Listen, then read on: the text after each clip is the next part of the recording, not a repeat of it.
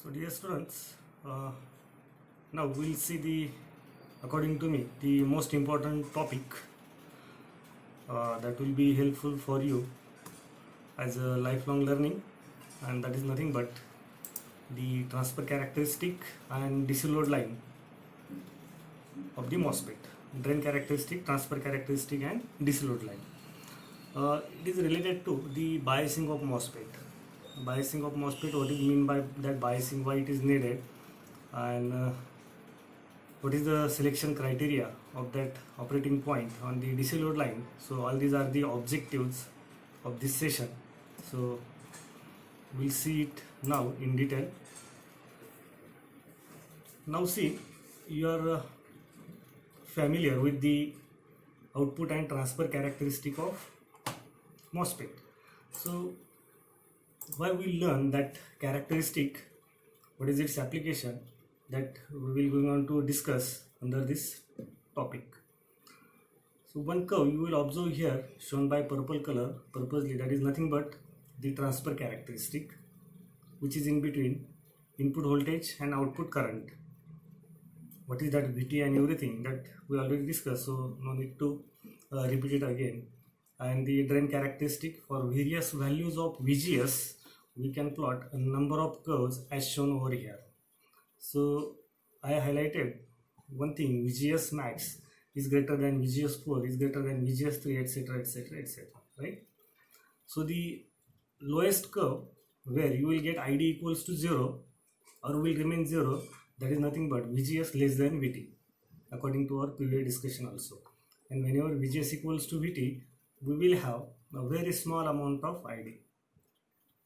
Is it?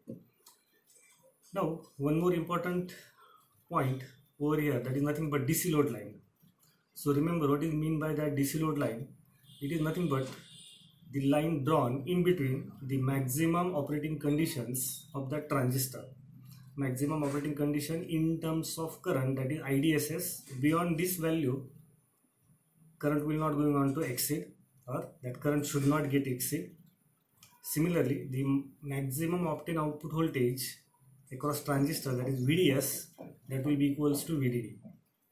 So these two are the maximum operating conditions of that transistor. So the line connecting these 2 points is known as a DC load line. So it will going on to intersect our various curves at various places. Is it? Now as per the previous discussion, this area where current increases linearly by increasing output voltage is known as the ohmic region, and that region it is used as a switch, on switch. And why it is to be selected as an on switch in this region only, that things we will go on to discuss in the next unit.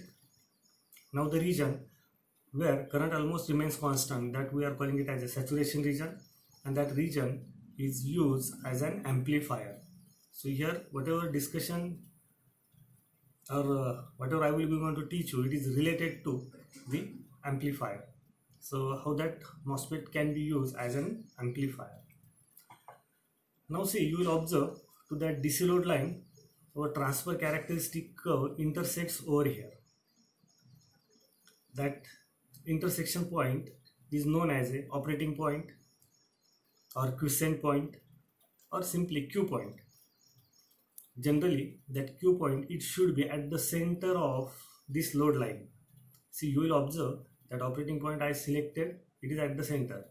Why it should be center and all that things also we will go on to discuss in detail. Is it? So as per this simple circuit diagram, you will observe there are two DC sources. One is for input to set the value of VGS, that is voltage at gate with respect to source, and another one, that is VDD, that will be going to allow the amount of ID. That amount of ID it will be going to control by the value of VGS, as it is a voltage control device.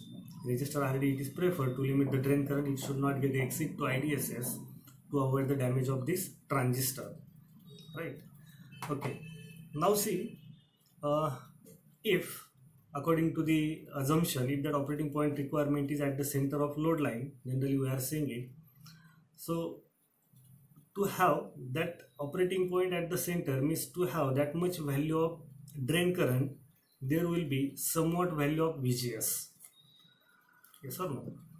So when I will going on to adjust that VGS by this VGG equals to VGSQ. VGS equals to VGSQ, which is less than VGS3 as per these shown curves and greater than VGS2. It is in between VGS2 and VGS3. Purposely I shown it over here, not exactly on that VGS3 curve, right? So when we will manage that VGG to have that VGS equals to VGSQ, here we can say the respective value of ID is nothing but IDQ, that is quiescent drain current, and this one is the quiescent get to source voltage. So here we can say that transistor is operating at the center of load line whenever that VGS will be equals to VGSQ. Now check the output voltage respective to that Q point. That output voltage is also mentioned as VDSQ, and which is equals to half of VDD. Maximum is VDS equals to VDD, minimum that starts from 0, and for that ohmic region it is somewhat less than 0.2 volts, not exactly 0, somewhat up to 0.2 volts.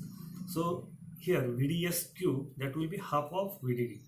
If we are getting, see, for example, suppose I manage that VGS as a VGSQ as a, for example, 4 volt by this VGG, and turn on this VDD which is suppose at 10 volts. So how much will be the flow current over here? That flow current, it will be equals to IDQ.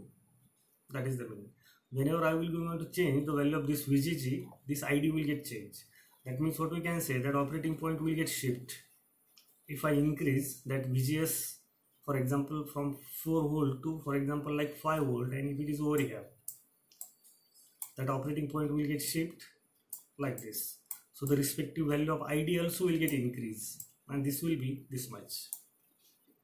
It will get increased towards the IDSS. Similarly, instead of that 4 volt, if I manage it to 2, VGS equals to 2 instead of our considered value, that is 4. If it is 2, then what we can say, that operating point will get shift over here, because that VGS equals to 2 volt, we will have that curve like this, right? And previously when that VGS equals to 5 volt, that curve will be over here, is it? But if we select these two values as a 5 or 2 volt, then what we can say, that operating point, it will not remain at the center of load line. So to have that operating point at the center of load line, the respective value of VGS should be equals to VGSQ, is it? Now why it should be at the center, these things also we will going on to discuss. So in next slide again I will prefer the same circuitry. See, if I use the same circuit as an amplifier now, is it? Here if I apply somewhat input AC source like this, by keeping that biasing VGS equals to 4 as per our previous consideration, it is already there, and at the same node I will be going to apply somewhat AC input which we have to amplify, and we will be going to note down the output voltage over here, that is at the output terminal drain to source. So see, same consideration I taken over here, that operating point I selected at the center. This purple colored curve, that is nothing but our input. Here I taken that example as a 1 volt peak to peak, V in peak to peak, that is 1 volt. That means from this positive peak to negative peak, the amplitude of that input signal is 1 volt, is it? So you will observe whenever there is a positive half cycle, that operating point is shifted sinusoidally up to over here, up to the peak value, that means up to over here. Means that input signal is totally covering the saturation region. Similarly, during negative half, you will observe that operating point, when your input goes to negative peak, it gets shift from its center to minimum or lower value. That means the total area it gets covered by that input signal, which is of 1 volt peak to peak. Just consideration. Okay. Now just check the change in output voltage. Here, output current. Here, whenever that ID is equals, that VGS equals to VGSQ, we have that ID equals to IDQ. When input signal starts to increase, which is sinusoidal input, the output current, drain current also starts to increase from its IDQ to maximum. Over here, you can observe it, is it?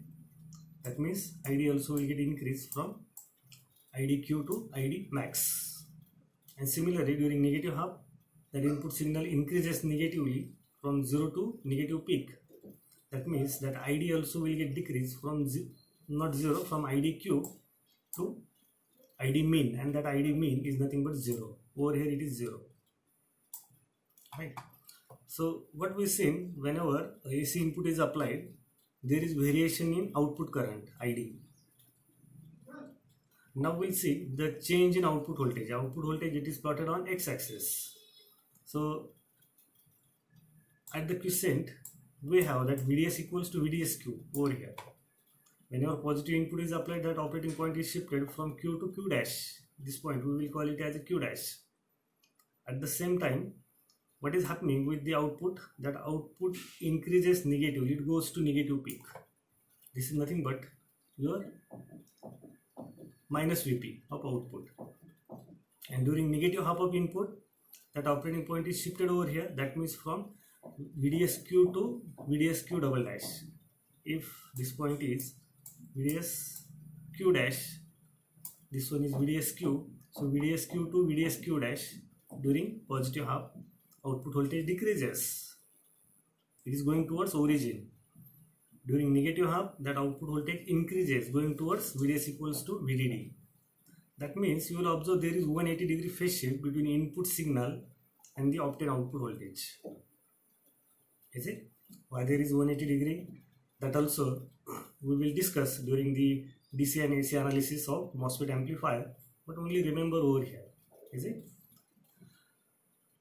Now, if instead of that operating point at the center, if we located it just above the center, means towards the ohmic region, it is not exactly at the center. That means it is not over here. It is selected just above the center, and again apply the input signal. See, whenever we will be going to apply the input signal, what will be going to happen? That operating point, it will get shifted from its saturation region up to the ohmic, and later on, if there is increase in input, still that input is increasing, going towards peak.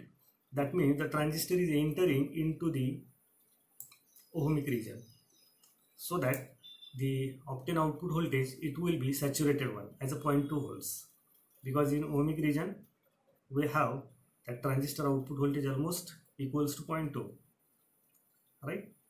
During negative half, now there is a sufficient space, we can say, for the shifting of that operating point from Q to Q double dash. Even if that negative peak is applied over here, you will observe still that operating point, it will remain into the saturation region. That means positive half obtained output as a positive half, it will remain as it is. But what is happening? This much part of input signal, which is shown by red color over here, this much signal information, we can say, it will get lost, because during that time varying, this much part of input, the output remains saturated, constant. It remains as a DC signal. Is it? Similarly, if that operating point is selected below the center, that means towards the cutoff region, not exactly at the center, below the center, it is selected over here now. So see again what is happening. In this case, you will observe that operating point is selected below the center of the DC load line. During positive half of input, it will get shifted from Q to Q dash, but still that Q dash, that level, it will remain within saturation, and hence the respective obtained output voltage will remain sinusoidal, this much. But during negative half, whenever the signal will reach at this level, that means to the cutoff region, later on still there is increase in input, so the transistor, it will remain into cutoff region for this much part of that input, negative part of that input. So this much part will get, this much part of that signal information, it will get lost, and hence you will observe during negative half, whatever the positive half is obtained, this much part remains saturated.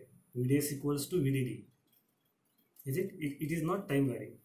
Being an amplifier, if input is sinusoidal, the obtained output should be sinusoidal. It should not be saturated. Otherwise, that information gets lost. And you can observe in terms of current also. See, for drain current, during negative half of that input, drain current also gets saturated to 0, like this. That means transistor remains off. And whenever it remains off, the voltage measured at the drain with respect to source is nothing but VDD, because it will act as open circuit whenever it will be off.